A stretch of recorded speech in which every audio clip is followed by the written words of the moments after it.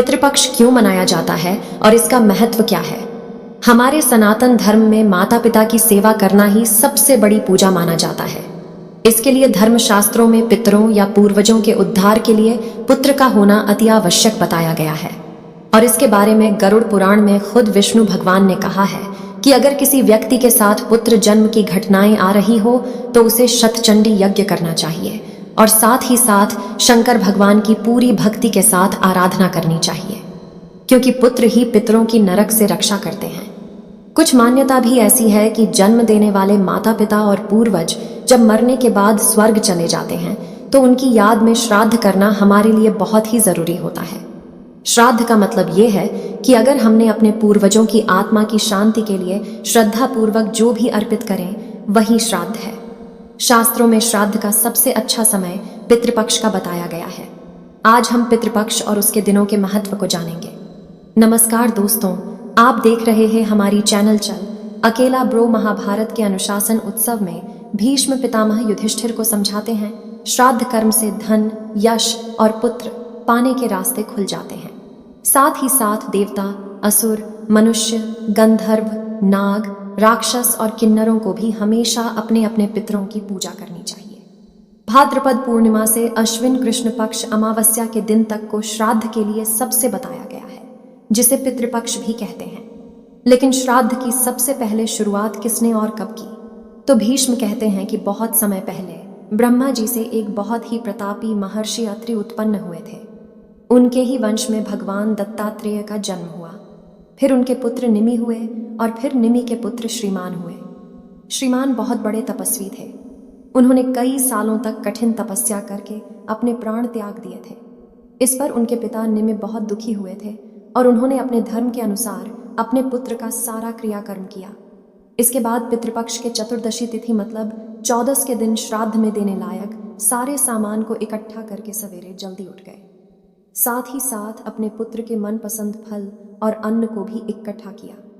इसके बाद उसी अमावस के दिन 7 ब्राह्मणों को बुलाकर उन्हें दक्षिण दिशा की तरफ एक कुश के आसन पर बैठा दिया और अपने पुत्र के नाम पर पिंडदान किया और फिर भोजन कराया। ये सब खत्म होने के बाद महर्षि निमि को अपने आप में बड़ा पछतावा हो रहा था और वो सोचने लगे कि वेदों में श्राद्ध देना पुत्र के लिए लिखा है, लेकिन मैंने किसी से पूछे बगैर एक पिता होकर अपने ही पुत्र का श्राद्ध कर दिया। ये तो मैंने बहुत ही गलत किया। शायद इसका परिणाम कुछ गलत तो नहीं हो जाएगा। ये तो ऐसा हुआ कि जिसे सोचते हुए महर्षि निमि ने अपने तपोबल से अपने पूर्वज महर्षि अत्रि का ध्यान किया और कुछ ही देर में अत्रि प्रकट हो गए और उन्होंने निमि के मन में चल रहे इस दुविधा का हल बताते हुए कहा कि बेटा, तुमने जो श्राद्ध अपने पुत्र के लिए किया है इससे डरो मत, क्योंकि ये श्राद्ध का नियम खुद ब्रह्मा जी के द्वारा ही बनाया गया है और उन्हीं के बनाए नियम के अनुसार तुमने श्राद्ध किया है। जैसा कि श्राद्ध के लिए जल लाते समय भगवान वरुण को याद करना चाहिए और फिर अग्नि और सोम को याद करना चाहिए। ब्रह्मा जी ने कुछ देवता भी उत्पन्न किए हैं जो पितरों के नाम से ही जाने जाते हैं, जिन्हें उष्पन भी कहते हैं, और श्राद्ध में इन्हीं का भाग निश्चित किया गया है। जो व्यक्ति इनकी पूजा श्रद्धा के साथ करता है उसके पूर्वजों का नरक से उद्धार हो जाता है।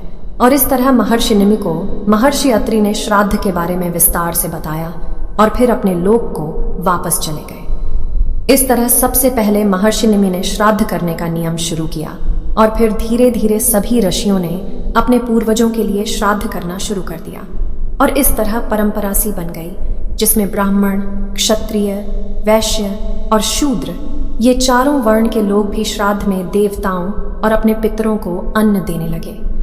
ऐसा भी कहा जाता है कि श्राद्ध में सबसे पहला भाग अग्नि को दिया जाता है। इसके बारे में भीष्म बताते हैं कि एक बार जब बहुत सारे अन्न देवताओं और पितरों को पहुंचने लगे तो वो दोनों इतने सारे अन्न को पचा नहीं पा रहे थे और इससे दुखी होकर वे लोग परमपिता ब्रह्मा जी की सभा में पहुंचे, जहां पर अग्निदेव भी मौजूद थे। देवताओं और पितरों की ऐसी समस्या को सुनकर अग्निदेव बोले, हे देवों और पितरों, आज के बाद से हम लोग साथ में भोजन किया करेंगे और सबसे पहला भाग मैं खाया करूंगा। अग्निदेव की ये बातें सुनकर सभी खुश हुए और तभी से श्राद्ध का पहला भाग अग्निदेव को ही चढ़ाया जाता है। पितामह भीष्म श्राद्ध के दिनों के महत्व को बताते हुए कहते हैं कि जो व्यक्ति कृष्ण पक्ष की प्रतिपदा मतलब कि श्राद्ध के पहले दिन पितरों की पूजा करेगा उसे बहुत ही सुंदर पत्नी मिलेगी। दूसरे दिन श्राद्ध करने से घर में पुत्री के जन्म होने की पूरी संभावना बन जाती है। तीसरे दिन के श्राद्ध से घोड़े मिलते हैं। चौथे दिन के श्राद्ध से बहुत छोटे छोटे पशु घर में आते हैं।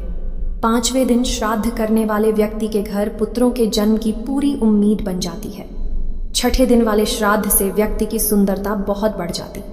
सातवें दिन श्राद्ध करने से उसके घर की खेती बहुत अच्छी चलती है। आठवें दिन के श्राद्ध से व्यापार में बहुत फायदा मिलता है। नौवें दिन के श्राद्ध से अगर घर में घोड़ा या खच्चर पाला गया हो तो उनका स्वास्थ्य बहुत अच्छा रहता है। 10वें दिन के श्राद्ध से घर में दिन के श्राद्ध से बर्तन और कपड़ों का फायदा होता है। 12वें दिन के श्राद्ध से घर में हमेशा सोने, चांदी और धन का बहुत बड़ा फायदा होता है। 13वें दिन श्राद्ध करने से व्यक्ति अपने समाज में बहुत सम्मान पाता है। लेकिन 14वें दिन श्राद्ध करने वाले के घर अकाल मृत्यु का संकट बन जाता है। इसीलिए इस दिन को छोड़कर आखिरी दिन यानी कि अमावस्या के दिन श्राद्ध करने से श्राद्ध करने वाले की सारी इच्छाएं पूरी हो जाती हैं। तो ये थी पितृपक्ष और उसके दिनों के महत्व की जानकारियां। और एक मान्यता भी है इसके अलावा कि श्राद्ध में निकाले गए भोजन या प्रसाद को सबसे पहले कौए को ही खिलाना चाहिए, नहीं तो इससे श्राद्ध करने का फल नहीं मिलता।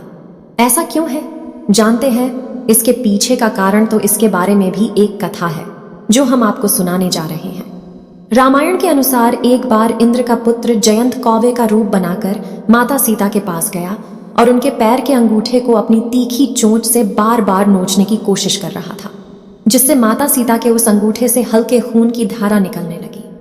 तब श्री राम की नजर उस कौवे पर पड़ी। ये देखकर श्री राम को बहुत गुस्सा आया और उन्होंने तुरंत ही एक सिक्का निकाल लिया और उसे मंत्र पढ़कर उस कौवे पर छोड़ा, जिससे वो कौवा घबरा कर वहां से भागा, लेकिन उसे उससे छुटकारा नहीं मिला। वह जहां जहां जाता सीका उसके पीछे पीछे जाता। जब किसी भी तरह कौवे को इससे छुटकारा नहीं मिला तो उसने बचाव के लिए श्री राम की शरण ली। इस पर श्री राम ने उसी सीके से उसकी एक आंख फोड़ दी और उसे जीवन दान दिया। तब से ऐसा कहा जाता है कि कौवे अपनी एक आंख से ही देखते हैं। काफी समय बीत जाने के बाद श्री राम अपने दरबारियों के साथ राजसभा में बैठे थे। उस राजसभा से थोड़ी दूर पर एक पेड़ था जिसकी डाल पर एक कौवा बैठा हुआ था। वह कौवा बार बार श्री राम की तरफ देखकर कांव कांव कर रहा था।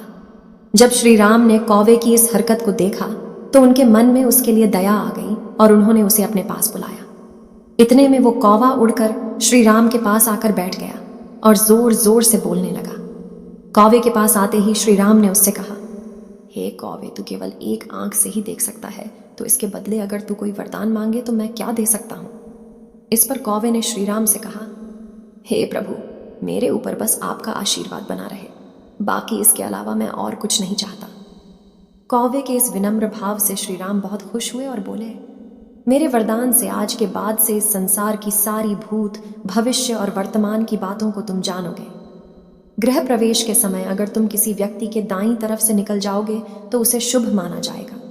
जब किसी मृतक के लिए पिंडदान किया जाएगा उस समय अगर पिंड को तुमने स्पर्श नहीं किया, इसके अलावा जब तुम श्राद्ध में बने भोजन को अपने से स्पर्श नहीं करोगे तब तक उस श्राद्ध कर्म को पूरा नहीं माना जाएगा। ऐसा वरदान पाने के बाद कौवा बहुत खुश हुआ और वहां से उड़ गया।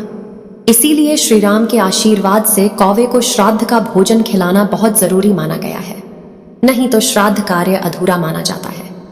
आज की ये वीडियो आपको कैसी लगी कमेंट में जरूर बताइएगा और ऐसी ही रोचक कथाओं को जानने के लिए आज ही सब्सक्राइब करें। नमस्कार।